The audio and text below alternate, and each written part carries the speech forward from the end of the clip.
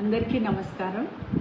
అయితే ఒక బాధ్యత గల మేయర్గా ఈరోజు గౌరవ ముఖ్యమంత్రి రేవంత్ రెడ్డి గారిని ఆయన నివాసంలో కలవడం జరిగింది.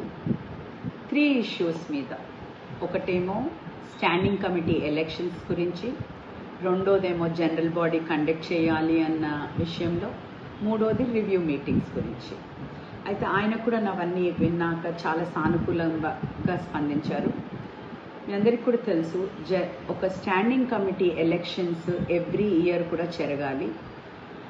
సో నవంబర్ లోపల మా స్టాండింగ్ కమిటీ టెన్యూర్ అయిపోయింది. సో ఎలక్షన్స్ ఇమీడియట్గా జరగవలసి ఉండే, కానీ కోడ్ వలన, ఎమ్మెల్యేస్ కోడ్ వలన ఎలక్షన్ జరగలేకపోయింది. అదేవిధంగా జనరల్ బాడీ మీటింగ్ కూడా మాది ఆగస్ట్ లాస్ట్ అయింది. Every 3 months general body meeting కూడా జరగవలసింది. అయితే ఇప్పటి వరకు 5 months కూడా అయిపోయింది, జనరల్ బాడీ మీటింగ్ జరగలేదు.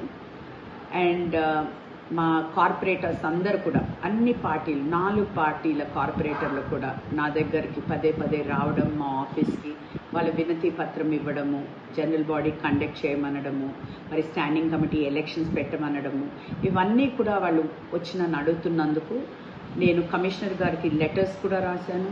నిన్న కూడా ఒక లెటర్ పంపించాను. ఇప్పటి వరకు కూడా మాకు ఏమీ రెస్పాన్స్ రాలేదు. కాబట్టి నేను స్వయంగా ఈరోజు గౌరవ ముఖ్యమంత్రి గారిని కలవడం జరిగింది. ఆయన ఇమీడియట్గా కమిషనర్ గారికి ఫోన్ చేయడం, నా ముందలే ఫోన్ చేయడం కూడా జరిగి ఆయనకి ఇన్స్ట్రక్షన్స్ కూడా ఇవ్వడం జరిగింది. అంతేకాని నేను ఏ పార్టీ మారుతున్నాననేసి కానివ్వండి, ఇవన్నీ కూడా అవాస్తవము.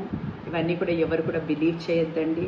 నేను తప్పకుండా ఏ పార్టీలో అయితే ఉన్నానో బీఆర్ఎస్ పార్టీతోనే ఉంటానని అందరికీ కూడా తెలియజేస్తున్నాను. Thank you.